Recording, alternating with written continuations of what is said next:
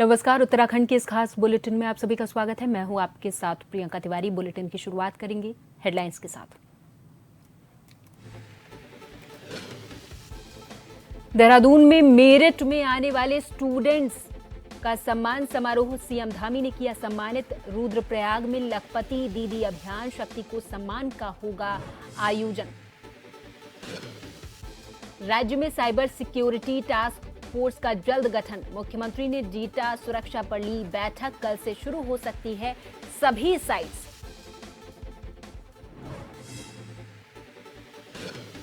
चमोली के चौखंबा पर्वत पर लापता विदेशी ट्रैकर्स का किया रेस्क्यू। अमेरिका और ब्रिटेन की है दोनों महिला ट्रैकर्स। रविवार को किया गया रेस्क्यू।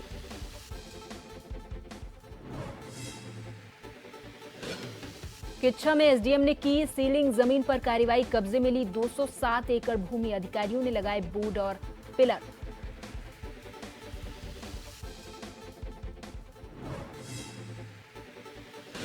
और मसूरी में प्रतिबंधित प्लास्टिक बैग के उपयोग पर एक्शन। नगरपालिका टीम की कार्रवाई का हुआ विरोध। व्यापारियों ने लगाए उत्पीड़न के आरोप।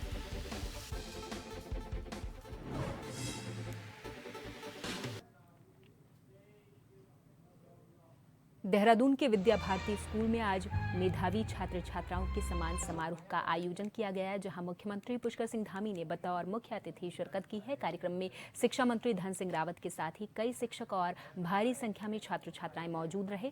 कुमाऊं और गढ़वाल के हाई स्कूल और इंटरमीडिएट के मेधावी छात्र छात्राओं को भी इसमें सम्मानित किया गया है। इस मौके पर मुख्यमंत्री ने कहा कि ये कार्यक्रम प्रोत्साहन और प्रेरणा का भी है। आने वाले समय में सभी परीक्षाएं जो भी जीवन में देनी है उनमें उच्च स्थान प्राप्त करें।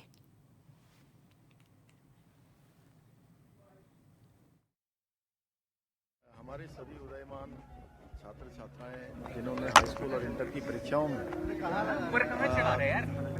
उच्च वरीयता में उच्च स्थान प्राप्त किया है, उन सभी को यहाँ पर सम्मानित किया गया है। और निश्चित रूप से ये इन सभी के लिए जहाँ प्रोत्साहन है, आगे के लिए इनके लिए एक प्रेरणा भी है कि आने वाले समय में सभी परीक्षाएं जो भी इन्होंने जीवन में देनी है उन सभी में ये उच्च स्थान प्राप्त करें। देखिए, सबसे पहले तो मैं विद्या भारती के उन होनहार बच्चों को अपनी ओर से धन्यवाद देना चाहता हूँ कि हमारे पूरे प्रदेश में विद्या भारती के बच्चे जो है हाई स्कूल और इंटर में काफ़ी अच्छे नंबर लाते हैं और काफ़ी बच्चे टॉपर भी निकलते हैं। मैं अपनी ओर से उनको सबको धन्यवाद देना चाहता हूँ। जहाँ तक दून विश्वविद्यालय की बात है तो हमने अपने सभी विश्वविद्यालयों में अब आपने देखा होगा कि कई नए कोर्स जो है शुरू किए हैं और मैं कह सकता हूँ कि हमने वहाँ पे अंबेडकर पीठ भी बनाई। मुख्यमंत्री पुष्कर सिंह धामी ने ऑनलाइन सेवाओं के संबंध में स्टेट डेटा सेंटर, स्वान, एनआईसी, आईटीडीए से संबंधित सभी अधिकारियों, विशेषज्ञों, पुलिस विभाग और शासन के उच्च अधिकारियों के साथ बैठक कर उन्हें कई निर्देश दिए हैं। सीएम धामी ने कहा कि स्टेट डेटा सेंटर में आए मालवेयर और अस्थायी रूप से बंद की गई सभी सेवाओं को जल्द सुचारू किया जाएगा और इस तरह के मामलों की पुनरावृत्ति न हो, इसके लिए ऑनलाइन सेवाओं से संबंधित सुरक्षा हेतु राज्य में अतिशीघ्र साइबर सिक्योरिटी टास्क फोर्स का गठन किया जाएगा। उन्होंने कहा कि आईटी के क्षेत्र में कार्य कर रही भारत सरकार की सर्वश्रेष्ठ एजेंसियों के सहयोग से स्टेट डेटा सेंटर की सुरक्षा प्रणाली को और ज्यादा आधुनिक बनाएं और तय समय में state data centre online sites का सेफ्टी ऑडिट भी किया जाए।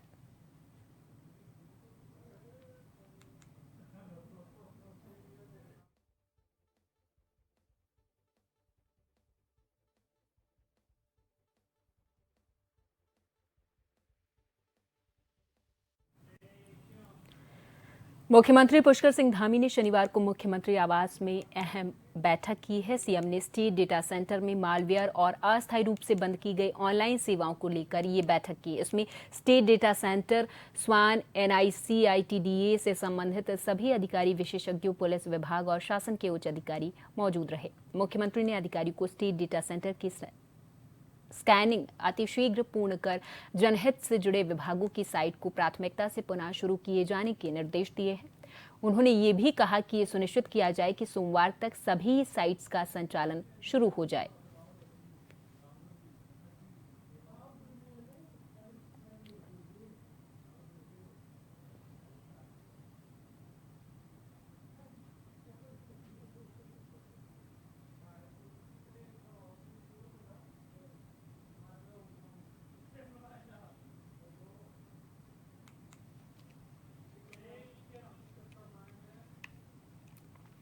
उत्तराखंड में साल 2018 में भाजपा सरकार के द्वारा 3 वर्ष के लिए मलिन बस्तियों हेतु अध्यादेश लाया गया था और उसके बाद 2021 में 3 वर्ष के लिए अध्यादेश जो लाया गया था, जिसकी अवधि इसी महीने समाप्त हो रही है। वहीं राजनीतिक दल ये चाहते हैं कि नियमावली के अनुरूप वर्ष में जो सर्कल रेट के अनुसार मलिन बस्तियों में मकानों पर स्टैंप शुल्क लेकर उन्हें मालिकाना हक दिया जाए। इससे राज्य सरकार को राजस्व की प्राप्ति भी होगी। वहीं इस मामले पर धर्मपुर विधायक विनोद चमोली का कहना है कि सरकार ऐसा रास्ता निकालेगी जिससे मलिन बस्ती वासियों को किसी प्रकार की कोई दिक्कत परेशानी ना हो। जिन भूमियों पर बनी हुई है, कुछ तो जलमग्न भूमि है, अधिकांश कुछ बद्रीनाथ टेम्पल कमेटी की भूमि है, कोई दरबार साहब की भूमि है, कोई फॉरेस्ट की भूमि है, कोई रेलवे की भूमि है। वो सारी राजस्व की भूमि नहीं है, नई नगर निगम की भूमि है। अगर वो नगर निगम की भूमि होती और उस पर जलमग्न भूमि होने का प्रतिबंध नहीं होता तो हम उसको पहले ही कर चुके होते। तो वो भूमियां क्योंकि विभिन्न विभागों से जुड़ी हुई है, उसके मालिकाना अधिकार विभिन्न लोगों के हैं, कोई एकाधिकार नहीं है उस पर। लिहाजा वो थोड़ा कॉम्प्लेक्स है, उसको करना इतना आसान नहीं है, लेकिन कहीं ना कहीं रास्ता तो निकालना पड़ेगा। मेरा ये कहना है कि उसको कोई रास्ता निकाले, एक रणनीति बनाए, कोई ना कोई उसका एक वे आउट निकले और वो नियमित किया जाता। देखिए, अभी चूंकि 21 अक्टूबर तक का समय हमारे पास है, पूरे प्रदेश भर में जो हमारी मलिन बस्तियां हैं, मेरी माननीय मुख्यमंत्री से चर्चा हुई थी, उसमें बहुत जल्दी हम लोग जो है फैसला करने वाले हैं। उत्तराखंड सरकार ने प्रदेश में सेंटर फॉर हिंदू स्टडीज शुरू करने की योजना बनाई है। ऐसे अमल में लाने से पहले देश के अन्य विश्वविद्यालयों में प्रचलित पाठ्यक्रम का अध्ययन किया जा रहा। प्रदेश के शिक्षा मंत्री धन सिंह रावत ने कहा कि काशी विद्यापीठ से इसको लेकर बातचीत चल रही है और जल्द ही इसके लिए MOU कराया जाएगा। बता दें कि उत्तराखंड कैबिनेट की बैठक में इस योजना को काफी पहले मंजूरी दे दी गई है और इसको लेकर अब शिक्षा मंत्री धन सिंह रावत ने आगामी प्रयासों के बारे में जानकारी साझा की है।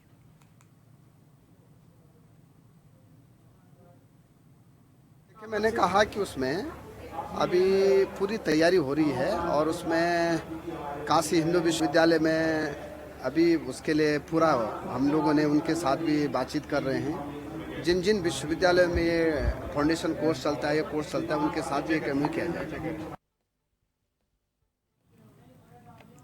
ऊधम सिंह नगर की किच्छा में सीलिंग की जमीन को लेकर प्रशासन के द्वारा बड़ी कार्रवाई की गई है। इस दौरान किच्छा SDM कौस्तुभ मिश्र के नेतृत्व में लगभग 207 एकड़ सीलिंग की जमीन को अपने कब्जे में लिया गया है। मिश्र ने कहा कि शासन के आदेशानुसार ये कार्रवाई की गई है। इसमें सीलिंग की जमीनों को खुर्द-बुर्द कर फर्जी नामों से अपने हक में रखा गया है। उन जमीनों को चिन्हित कर उच्च अधिकारियों के आदेश के अनुसार सरकारी जमीन होने का बोर्ड और पिलर लगाए गए हैं। ऐसी कार्रवाई आगे भी जारी रहेगी।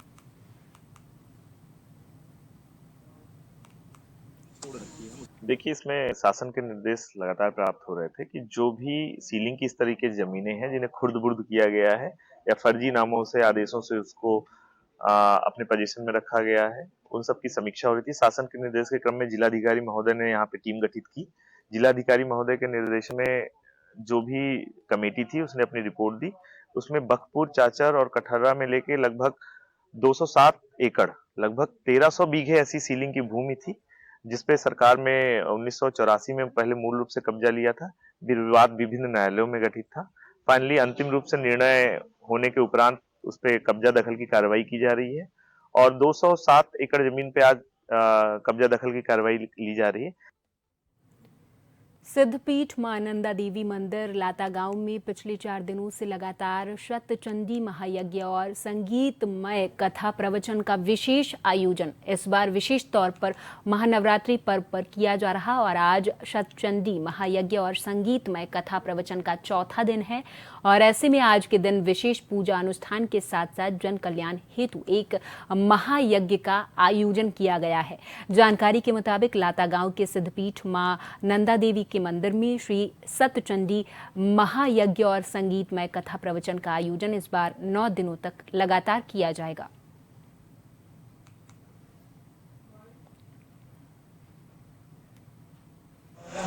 मां नंदा देवी की असीम अनुकंपा से, असीम अनुग्रह से आज इस सतचंडी महायज्ञ का आज हम चतुर्थ दिवस में प्रवेश कर रहे हैं। जैसे कि आप देख सकते हैं कि प्रसिद्ध सिद्धपीठ मां नंदा देवी के पावन स्थल पर अभी महायज्ञ चल रहा है। आज चतुर्थ दिवस अभी पंचांग पूजा हुई, गणपति आदि देवताओं का स्थापन पूजन इत्यादि होने के पश्चात अभी यज्ञ का कार्यक्रम चल रहा है। तत्पश्चात 2 बजे से संगीतमयी कथा प्रवचन का भी यहाँ पर भव्य आयोजन है। ये सभी माता नंदा देवी की कृपा से सभी कार्य अच्छी तरह से आज तक संपादित किए जा रहे हैं। पहाड़ों की रानी मसूरी में नगरपालिका परिषद के द्वारा अतिक्रमण और प्रतिबंधित प्लास्टिक बैग को लेकर लगातार कार्रवाई की जा रही, जिसको लेकर मसूरी में शनिवार को मसूरी नगरपालिका की टीम के द्वारा मसूरी पिक्चर पैलेस से लंढौर बाजार तक कार्रवाई की गई है। लेकिन लोगों ने पालिका प्रशासन के द्वारा की जा रही कार्रवाई का विरोध किया। लोगों का कहना है कि नगरपालिका प्रशासन के द्वारा अतिक्रमण और प्लास्टिक बैग को लेकर की जा रही कार्रवाई व्यापारियों का उत्पीड़न मात्र है। वहीं पालिका कर्मचारियों के द्वारा दुकानदारों से अभद्रता का भी आरोप लगाया गया है, जिसको लेकर व्यापारियों में भारी आक्रोश व्याप्त है।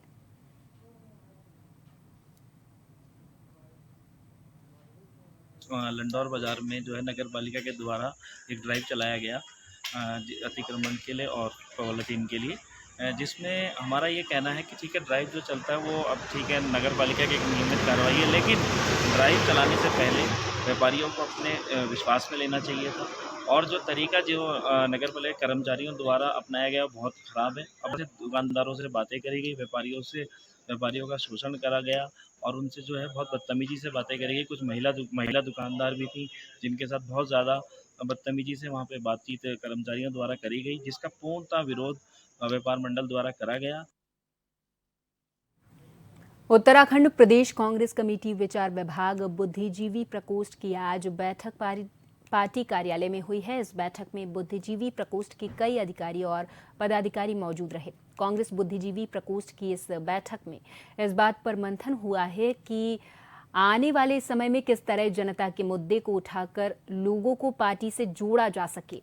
उत्तराखंड कांग्रेस बुद्धिजीवी प्रकोष्ठ के अध्यक्ष डॉक्टर प्रदीप जोशी ने कहा कि इस बैठक में ये निर्णय लिया गया है कि अगले 1 माह तक पार्टी के सदस्य पूरे प्रदेश में एक अभियान चलाएंगे, जिसके अंतर्गत कॉलेज, स्कूल, सामाजिक संस्थाओं के लोगों के साथ संगोष्ठी, जनसंपर्क और विभिन्न माध्यमों से जुड़कर उन्हें पार्टी से जोड़ने का काम करेंगे।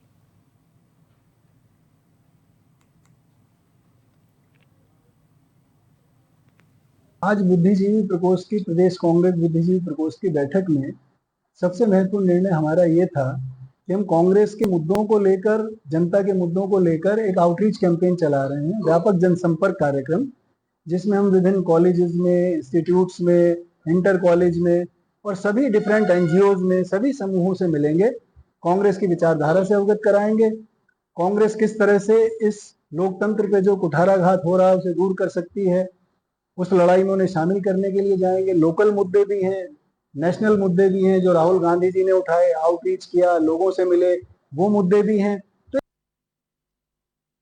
यहाँ पर वक्त है एक छोटे से ब्रेक का, फौरन हाजिर होंगे कुछ और खबरों के साथ।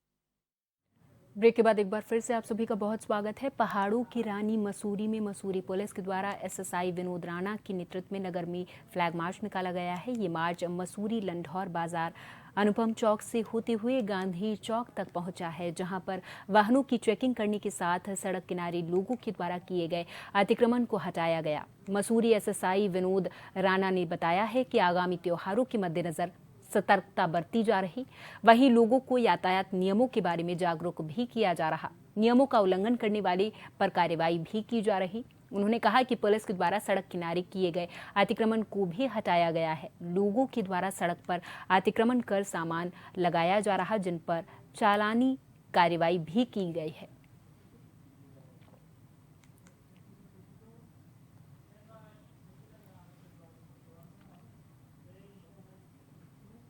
टनकपुर में रेलवे विभाग इन दिनों अमृत योजना के तहत चल रहे विकास कार्य को लेकर रेलवे अपनी भूमि से अतिक्रमणकारियों को हटाए जाने का काम कर रहा है। पिछले एक सप्ताह पहले रेलवे के द्वारा रेलवे स्टेशन के पास वर्मा लाइन पर करीब 60 से अधिक कच्ची झोपड़ियां जिन्हें हटाया जा चुका है। वहीं शनिवार को भी रेलवे क्रॉसिंग के पास रोडवेज बस स्टैंड के सामने कई सालों से बने 3 मंजिला होटल पर अतिक्रमण की कार्रवाई की गई। इस दौरान जेसीबी की मदद से रेलवे विभाग के द्वारा होटल और ई रिक्शा स्टैंड को ध्वस्त कर दिया गया। अतिक्रमण कार्रवाई में रेलवे प्रशासन, रेलवे पुलिस बल और स्थानीय पुलिस के साथ स्थानीय प्रशासन मौजूद रहा है। मालूम हो कि रेलवे क्रॉसिंग के पास बने 5 होटल स्वामियों के द्वारा कोर्ट में मामला चल रहा था। कोर्ट से राहत न मिलने और केस हारने के बाद रेलवे विभाग के द्वारा अतिक्रमण कार्रवाई को अमल में लाया गया है।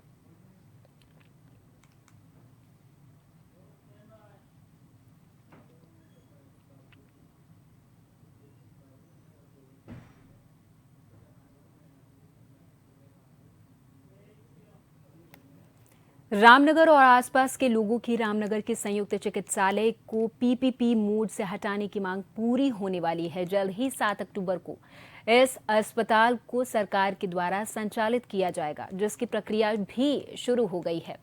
बता दें कि अस्पताल पर लापरवाही के लगातार आरोप लगते रहे, जिसका विरोध आसपास के जनप्रतिनिधियों के साथ कांग्रेस ने भी किया था। ऐसे में अस्पताल में बदहाल व्यवस्था को लेकर लगातार शिकायतें मिलने के बाद सरकार ने इसे पीपीपी मोड से हटाने का फैसला किया है। हमारे डीजी हेल्थ के यहाँ से और यूपीएचडीपी से आदेश आया था कि 7 तारीख को ये पीपी मोड वाले छोड़ रहे हैं और आप इनकी हैंडओवर की प्रक्रिया शुरू करिए और मानव संसाधन का देखिए कहाँ कहाँ से सकता है। तो इसी संदर्भ में आज हम जो है डॉक्टर विनोद टमटा जी के पास मिलने आए थे। सीएमएस जो हैं कि अगर 7 तारीख को हमें हैंडओवर हो जाएगा तो कोई भी किसी भी परिस्थिति में हम अस्पताल चलाने के लिए कटिबद्ध। निरीक्षण में जो गंदगी पाई गई है और उसके बारे में पहले भी जो पिछला निरीक्षण किया था उसमें भी हमने यहाँ के जो डॉक्टर प्रतीक हैं उनको बताया था। और अभी अब 2 दिन की बात है, 7 तारीख को अगर हैंडओवर हो जाता है तो उसके बाद हम सरकार स्वयं ही अपने आप व्यवस्था देख लेगी। जोशीमठ ज्योतिर्मठ ब्लॉक के अंतर्गत आने वाला दूरस्थ गांव डुमक पिछले 65 दिनों से सड़क संबंधित समस्या को लेकर अपने ही गांव में लगातार क्रमिक उपवास धरना प्रदर्शन करने के लिए मजबूर है। और आपको बता दें कि जहां पर डुमक गांव ग्रामीण लगातार शासन और प्रशासन के खिलाफ आए दिन जमकर नारेबाजी भी कर रहे, तो वहीं एक और डुमक गांव के ग्रामीणों ने जिलाधिकारी संदीप तिवारी से भेंट कर सड़क संबंधित समस्या हेतु एक ज्ञापन सौंपा है। इस दौरान जिलाधिकारी संदीप तिवारी ने भी कहा कि जल्द ही उचित कार्रवाई की जाएगी।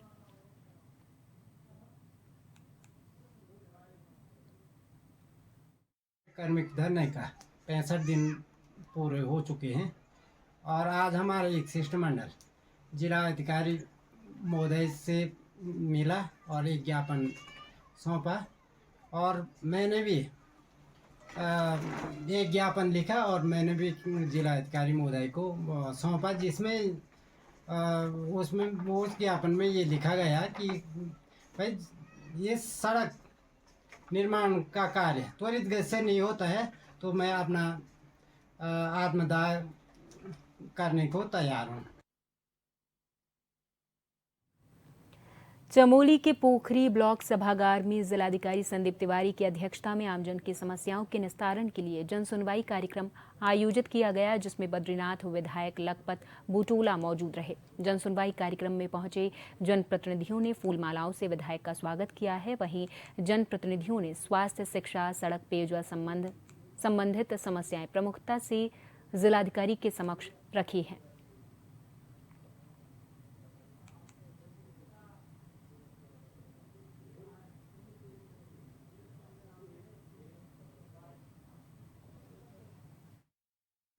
कार्यक्रम रखा गया था और कुल 86 कंप्लेंट्स प्राप्त हुई। अधिकांश शिकायतें जो प्राप्त हुई हैं वो सड़कों की, जल जीवन मिशन की और स्वास्थ्य विभाग से संबंधित शिकायतें प्राप्त हुई हैं, जिनमें अधिकांश शिकायतों में देखा गया है सड़कों के कि एस्टिमेट्स गए हुए हैं शासन में और वहाँ पे स्वीकृति आते ही काम होगा, लेकिन कुछ प्रकरण ऐसे हैं जिनका निस्तारण विभाग द्वारा आगामी 15 दिनों में कर दिया जाएगा, क्योंकि 15 अक्टूबर तक का इनको टारगेट दी है, गठन करना है और ठेकेदारों की भी हड़ताल खत्म हो गई है शासन के सार्थक प्रयासों से। तो उम्मीद है सड़कों का काम, कामरेज सड़कों का काम है। सनातन धर्म में नवरात्रि पर्व का विशेष महत्व है। ये 9 दिनों का पावन पर्व मां दुर्गा की 9 अलग अलग रूपों की आराधना को समर्पित होता है। नवरात्रि के दौरान श्रद्धालु विधि विधान के साथ मां दुर्गा के 9 स्वरूपों की पूजा करते हैं। शारदीय नवरात्रि का आज चौथा दिन है और इस दिन मां दुर्गा की चौथे स्वरूप मां कुष्मांडा की आराधना की जा रही है। धर्मनगरी हरिद्वार के मंदिरों में आज सुबह से ही भक्तों की भारी भीड़ देखने को मिली है। श्रद्धालु पूरी आस्था और श्रद्धा के साथ मां कुष्मांडा की पूजा अर्चना कर रहे हैं। मां कुष्मांडा को ब्रह्मांड की रचयिता माना जाता है और उनकी पूजा करने से भक्तों को आयु, यश, बल और स्वास्थ्य की प्राप्ति होती है। मां की आराधना से सभी रोगों और संकटों का नाश होता है। ऐसी मान्यता है कि अगर मां की आराधना करते हैं तो सभी रोगों से मुक्ति मिल जाती है। हरिद्वार के प्रमुख मंदिरों जैसे मनसा देवी, चंडी देवी और दक्षेश्वर महादेव में विशेष पूजा और हवन का आयोजन किया गया है।